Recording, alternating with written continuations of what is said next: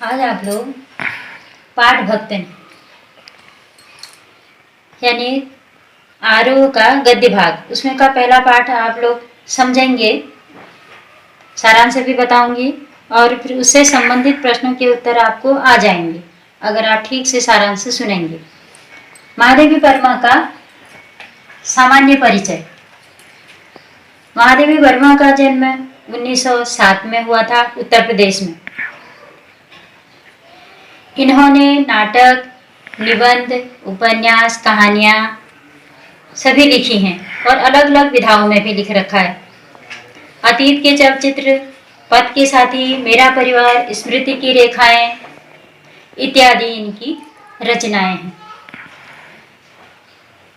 एक मेरा परिवार इनका संग्रह है जिसमें इन्होंने अपने साथ रहने वाले अनेक जीव जंतुओं और अपने सेवक सेविकाओं के बारे में लिखा है। वह पूरा संग्रह है मेरा परिवार। अब आज जो यह भक्तन पाठ है यह संस्मरण विधा पर आधारित है। संस्मरण विधा में उन्होंने यह एक शब्द चित्र लिख रखा है। अब क्योंकि थोड़ा सा उनका साहित्यिक परिचय और उनका कर्म क्षेत्र बताना है, यह जो पाठ भक्तन है यह उनके कर्म क्षेत्र पर जुड़ा हुआ है। आप लोग जानते होंगे महादेवी वर्मा बालिका विद्यापीठ की प्रधानाचार्य थी। उन्होंने आवासीय विद्यालय भी चलाया था, यानी बालिकाओं के लिए आवासीय विद्यालय चलाया हुआ था। उनके विद्यालय में, उनके महिला विद्यापीठ में बालिकाएं रहती थी। उनका जो विद्यालय परिसर था वह वन क्षेत्र से चिपका हुआ था, इसीलिए उनके विद्यालय के हॉस्टल में बहुत सारे वन के जीव जंतु आ जाते थे। अब वहाँ काम करने के लिए उनको बहुत लोगों की ज़रूरत पड़ती थी, जिसमें से कई महिलाएं भी होती थी, कई पुरुष भी होते थे। एक बार भक्तन नाम की एक महिला उनके पास आई, क्योंकि उनको तो काम करने वालों की आवश्यकता थी ही। महादेवी वर्मा ने उससे अपना नाम पूछा तो उसने कहा, ऐसा है, आपको मैं अपना नाम बता रही हूँ, लेकिन आप मेरे इस नाम के बारे में किसी से चर्चा मत कीजिए। तो ठीक है, महादेवी वर्मा ने कहा, ठीक है, बताओ अपना नाम। उसने कहा, मेरा नाम लक्ष्मण है, यानी जो गांव की भाषा होती है लक्ष्मण है। लक्ष्मण का मतलब जानते हैं आप लोग कि लक्ष्मी होता है, लेकिन वास्तव में अगर वह लक्ष्मी का प्रतिरूप होती, वह धन दौलत वाली होती, तो उसको महादेवी वर्मा के पास काम करने के लिए नहीं आना पड़ता। क्योंकि महादेवी वर्मा से उसने पहले ही कह दिया, भाई आप ये नाम किसी को न बताएं। महादेवी वर्मा ने कहा, ठीक है, जब तुम कह रहे हो तो मैं क्यों बताऊंगी। तुरंत महादेवी वर्मा ने उसके गले में देखा कि कंठी एक माला पहन रखी है। इस आधार पर उस लक्ष्मण यानी लक्ष्मी नाम की महिला का नाम उन्होंने भक्तन रख दिया। अब उसको महादेवी वर्मा ने अपनी रसोई इत्यादि का काम सौंपा। वह अपने काम सब ठीक ढंग से करती।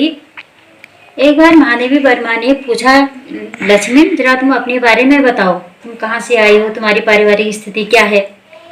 उसने अपनी पूरी कहानी महादेवी वर्मा को बताई कि कई वर्ष मेरा विवाह हो गया था, मेरी 3 लड़कियां हैं और मेरी सौतेली माँ थी। जब मेरा ब्याह हो गया था, यानी मेरी शादी हो गई थी, तो बहुत समय बाद मेरे पिताजी बीमार पड़े, लेकिन मेरी बीमाता ने यानी मेरी सौतेली माँ ने मुझे उनकी बीमारी के समय में नहीं बुलाया। और बाद में जब उनकी मृत्यु हो गई तो मेरी सास ने यह तो नहीं कहा तेरे पिताजी बीमार हैं या तेरे पिताजी की मृत्यु हो गई। उन्होंने ये कहा कि तू बहुत समय से मायके नहीं गई है, अब तो अपने मायके होया। भक्तन यानी लक्ष्मण अपने मायके गई और मायके जाने के बाद उसके मायके के गांव में जाते ही जो उसके जान पहचान के लोग होंगे उन्होंने कह दिया, अरे लक्ष्मण तू अब आई है, अब किस लिए आई है। पर वह ठीक प्रकार से बात नहीं समझी। वह अपने मायके गई, पिताजी नहीं थे। पिताजी को न पाकर वह सीधे वापस अपने ससुराल आ गई। ससुराल में आकर के अपनी सास को थोड़ा सा गुस्सा अपने सास के सामने में व्यक्त करा।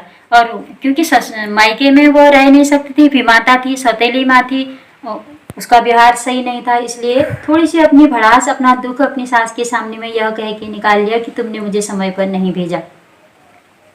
लेकिन जैसे तैसे समय बीत रहा था। लक्ष्मण नाम की महिला बहुत कर्मठ जुझारू थी। उनका अलगोजा हो गया, यानी वह परिवार से अलग हो गए, सारे भाई लोग अलग हो गए।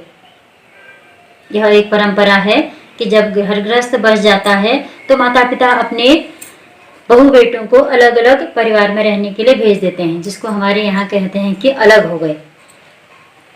क्योंकि वो जुझारू तो थी, वह जानवरों को पालती थी, अपनी खेती बाड़ी ठीक प्रकार से करती थी, उसका पति भी उसका खूब सहयोग करता था, 3 लड़कियां उसकी थी ही थी। यह बात वो महादेवी वर्मा को बता रही थी।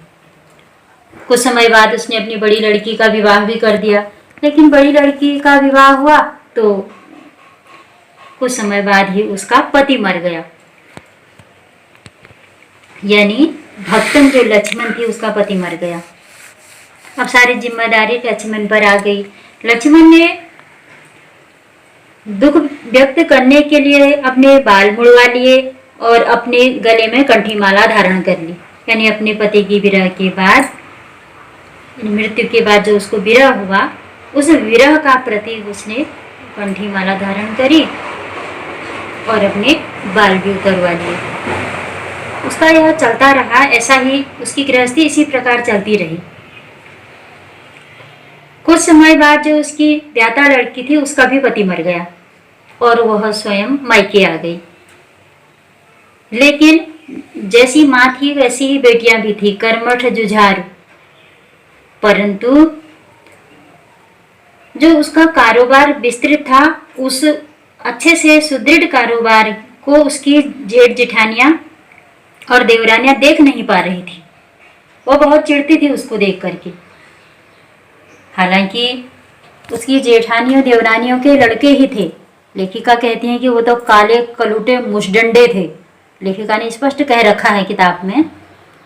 और देवरानी और जेठानी जो थी वो अपने बच्चों को मलाई, मक्खन इस टाइप की चीज़ें खाने को देती थी, और जो बचा खुचा होता था, छाछ जैसी मोटे अनाज की रोटियां इत्यादि, वह महादेवी वर्मा ऐसा कह रही हैं कि वह भक्त इनकी बेटियों को मिलती थी।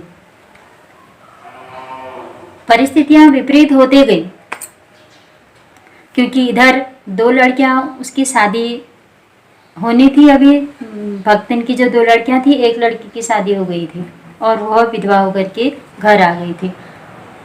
अब जो जेठ के लड़के थे, पता हो उनको कह रखा है नहीं, उनको जो जेठ के लड़के थे वह यह चाहते थे कि भक्तन की लड़की का पुनर्विवाह उनके एक साले के साथ हो जाए, और ऐसा करने से जो भक्तन की पूरी जमीन जायदाद है वह उन्हीं के अधीन हो जाएगी और इस प्रकार से वह सेठ हो जाएंगे। अपने इस कृत्य को पूरा करने के लिए उन्होंने बहुत सी विधियां अपनाई, क्योंकि भक्तन की लड़की भक्तन के समान ही निष्पक्ष थी। सभी लड़कियां थी और जो विधवा हो गई थी वो भी थी। अब माता के साथ रह रही थी, ससुराल छोड़ के आ गई थी। एक दिन माता की अनुपस्थिति में वह जो साला था, यानी जिठौत का जो साला था, वह उस विधवा लड़की के कमरे में घुस गया, क्योंकि उसकी भी इच्छाएं बहुत बुरी थी। वह भी अपने जीजा का कहना मान रहा था कि हाँ, इस प्रकार से सारी संपत्ति भक्तन की मेरी हो जाएगी, तो उसको हत्याने के चक्कर में वह बुरा हथकंडा अपना रहा था। लेकिन लड़की बहुत परिपक्व थी। उसने उस लड़के को, जिठौत के साले को डंडे मार करके, थप्पड़ मार करके खुद ही दरवाजे की कुंडी खोल करके बाहर आ गई। लेकिन हमारा यह समाज तो हमेशा, मतलब पुरुष प्रधान समाज है, तो स्त्रियों का विरोध ही करता है, चाहे गलती किसी की भी हो। ऐसी स्थिति में पंचायत द्वारा निर्णय लिया गया कि भाई ये भक्तन यानी लक्ष्मण की लड़की और वो जिठौत के साले के बीच में पता नहीं ऐसी क्या दुर्भावना रही। अब ये दोनों एक दूसरे से विवाह कर लें। एक एक करके दोनों को बुलाया गया। भक्तन की लड़की ने कहा नहीं भाई मेरी कोई गलती नहीं है, ये जबरदस्ती कमरे में घुसा था। तो जो जिठौत का साला था उसने कहा नहीं इसने मुझे बुलाया, मैं तभी गया अंदर। लेकिन धीरे धीरे स्पष्ट हो गया कि जो जिठौत का साला है वह बेकार है, सारी गलती उसी की है। लेकिन उनकी इच्छा पूरी नहीं हो सकी। जिठौत यानी जो लक्ष्मण का जेठ था, उसका जो लड़का था, उसका जो साला था, इतना लंबा रिश्ता है, तो उस साले की इच्छा पूरी नहीं हो सकी। फिर धीरे धीरे लक्ष्मण के द्वारा पैदा की गई, स्पष्ट ऐसा ही किताब में लिख रखा है, जो कन्या रत्न थी उनको देख करके, यानी जो लक्ष्मण की लड़कियां थी उनको देख करके उनके सभी परिजन चिढ़ते थे। लक्ष्मण की सास भी बहुत चिढ़ती थी, कहती थी मैं तो इतने वीर पुत्रों की, 3-4 वीर पुत्रों की माँ हूँ और तुम तो कैसे ये मुरझाए हुए फूलों की माँ हो। तुम्हारी जैसी माँओं का इस समाज में कोई अस्तित्व नहीं है। जब महादेवी वर्मा को यह सारी बातें बता रही थी तो महादेवी वर्मा को बड़ी उसकी बातों से करुणा हो रही थी, बहुत दुख भी हो रहा था। भक्तन अपनी उस मालकिन के घर आकर अपना काम बहुत अच्छे से करती थी।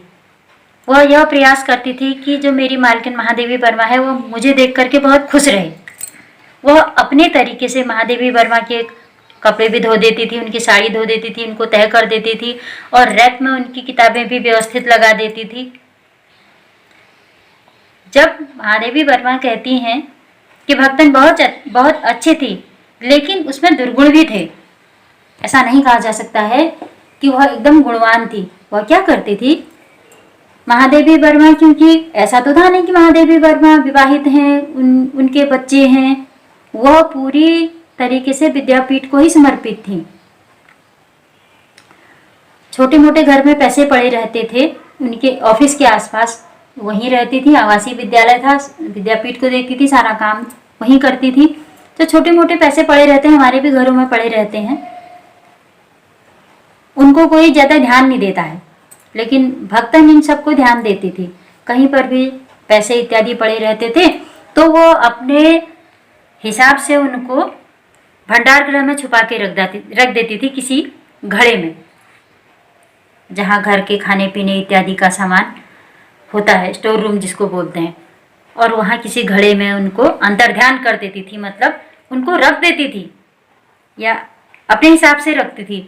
लेकिन महादेवी वर्मा को यह बताती नहीं थी कि मालकिन ये आपके वहाँ पैसे पड़े हुए थे, ये मैंने संभाल रखे हैं, या ये लीजिए आपके मैंने इतनी जगहों पर पैसे देखे, ये आप इनको संभाल लीजिए।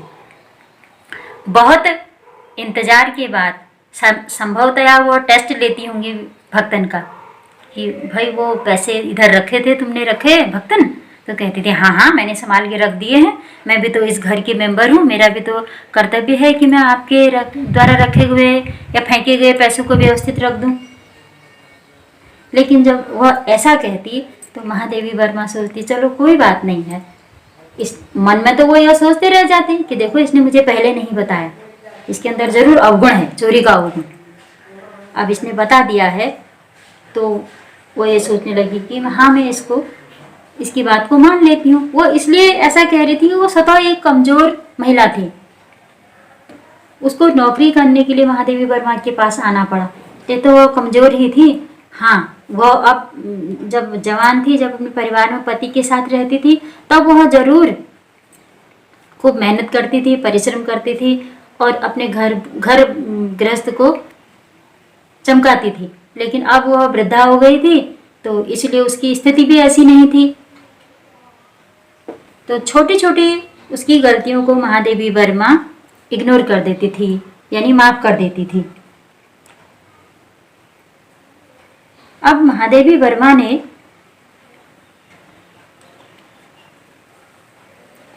एक बार जब उसको हरिद्वार जाने की बात कहते हुए सुना, कहने लगी मैं हरिद्वार जाऊंगी, वहाँ अपना मुंडन वगैरह करा के लाऊंगी और तब जो है मैं शुद्ध हो जाऊंगी, इस संसार से मुझे मोक्ष मिल जाएगा। महादेवी वर्मा ने कहा नहीं नहीं, ये महिलाओं को मुंडन कराना अच्छा थोड़ा ही लगता है, आप ऐसा मत करो, ये ठीक नहीं लग रहा है। एक महिला होने के नाते उन्होंने दूसरी महिला को समझाया, लेकिन भक्तन ने कहा नहीं, ऐसा नहीं है, मुंडन कराना सही है, बड़े बड़े शास्त्रों में भी लिखा है मुंडन कराना चाहिए, इसी से ही तो मोक्ष मिलता है।